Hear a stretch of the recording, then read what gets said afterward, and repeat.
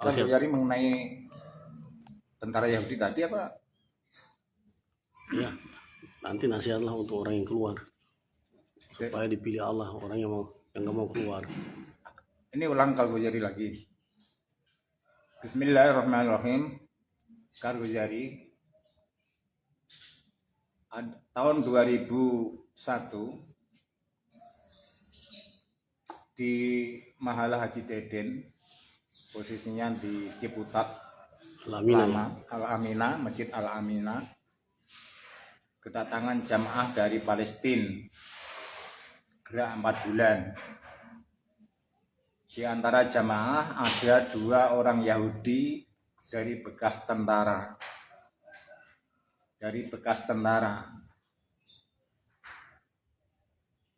Orang Yahudi tersebut masuk Islam disebabkan sebelum tentara ditugaskan kepada komandannya,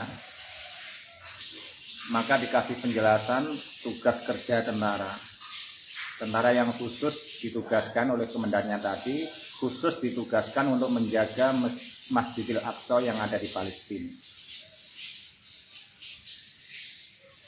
Pesan dari penasehat sebelum berangkat, tugas kalian semua, jangan kasih masuk seluruh orang Islam ke Masjidil Aqsa. Akan berbuat apapun, ritual apapun, jangan sekali-kali diizinkan masuk, dilarang. Kalau maksa, dieksekusi, tembak. Terkecuali orang Islam jamaah tabligh. Ciri-ciri jamaah tabligh tersebut, mereka sering tidur di masjid, bawa alat masak, kadang 3 hari, kadang 2 hari, dan menyampaikan misi yang dulu disampaikan oleh nabinya.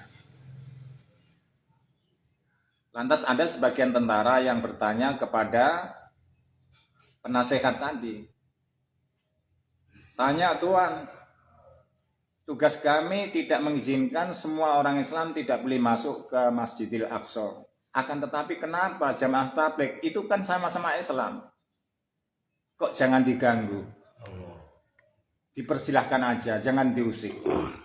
Pertanyaan dari sebagian tentara kepada penasehat. Jawab penasehat, karena jamaah tabligh adalah pasukannya Abu Hurairah.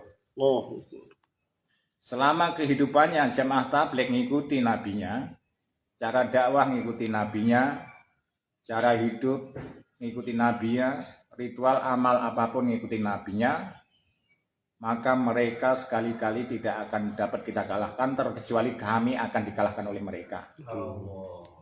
Maka jangan ganggu. Akhirnya setelah ditugaskan, nggak lama dia di bawah jendela, di pintu-pintu, 2 orang itu pegang senjata penuh, ya, peralatan ya, bahkan banyak peluru sekarang. Kemudian senapan selalu terbuka, tidak terkunci. Namanya jamaah tabligh dibolehkan, orang lain nggak boleh. Jamaah tabligh datang pada kami 2 orang. Kata-kata dari jamaah tabligh setelah dekat kepada kami, kalian berdua ingin sukses? Kami bengong, berani sekali. Yang lain, orang umum nggak berani dekat kami, tapi ini berani ini. Malah tanya, kalian ingin sukses? Akhirnya dipikir, karena dia berani, kok ya berani ya? Kami penuh dengan senjata, penuh dengan peluru seperti kayak ini, senjata siap rasanya. Masih tanya naskil lagi ujungnya.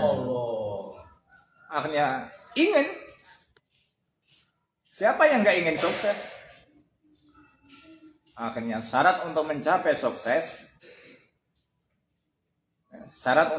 sukses, firman dari yang menciptakan kalian berdua, syarat pertama mengucapkan la ilaha illallah Muhammadur Rasulullah. Jadi ditaskil untuk masuk Islam. Selain orang meyakini selain orang yang meyakini kalimat ini, dua kalimat ini, tidak ada satu orang pun yang sukses. Maksud daripada sukses, menurut Allah yang menciptakan kalian berdua, hidup setelah mati, nanti di akhirat dan neraka ada surga. Siapapun yang selamat dari neraka masuk surga, itulah orang yang sukses. Nah, untuk mendapatkan sukses itu, pertama kali mengucap la ilaha illallah Muhammadur Rasulullah. Setelah itu baru mengamalkan syariat yang telah dibawa oleh utusannya Allah Subhanahu wa taala. Karena dia respon, akhirnya didatangi terus sama jamaah. Gitu. Walaupun ya emang kalau ketemu komandannya itu mengganggu gitu. Kalau seandainya ketemu komandannya tetap komandannya nggak izinkan, karena yang demikian merupakan gangguan orang yang sedang kerja gitu. Tapi alhamdulillah selama tidak deketi oleh jamaah tadi tidak pernah ketemu komandannya. Dan apabila komandan itu ngawasi kami, ya kebetulan nggak ada jamaah yang dekat sama saya gitu. Jadi karena saya dianggap respon gitu, akhirnya orang tersebut full up terus sama saya, sama saya teman saya berdua ini. Akhirnya ya dengan keputusan Allah, akhirnya saya yakin apa yang dikatakan jamaah tadi. Akhirnya masuk Islam. Setelah tahu masuk Islam, akhirnya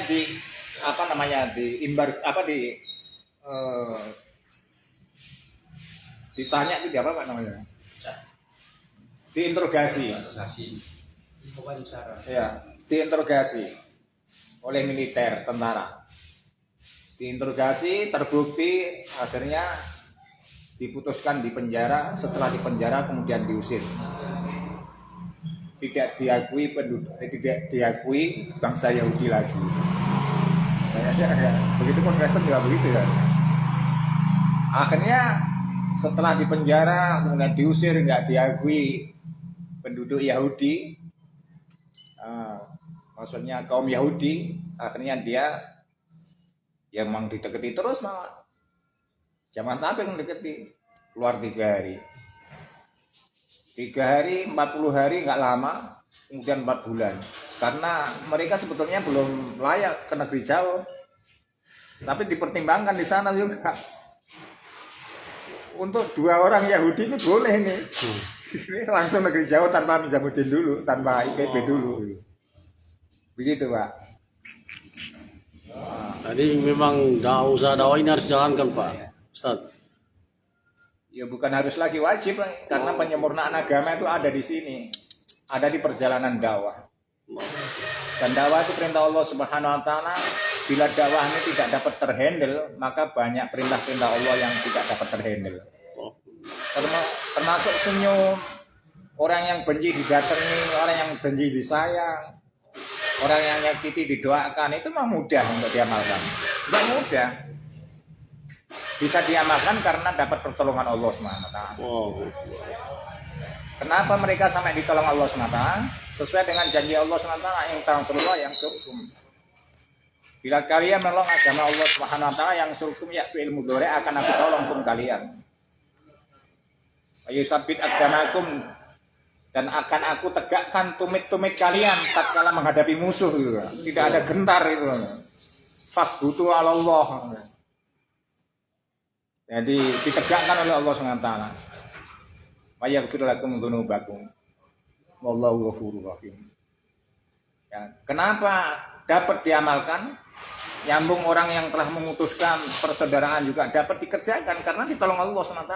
Makanya perintah dakwah ini bila dihandle, diamalkan, maka banyak perintah-perintah yang berat untuk direalisasikan akan mudah direalisasikan karena dasarnya mendapatkan pertolongan dari Allah.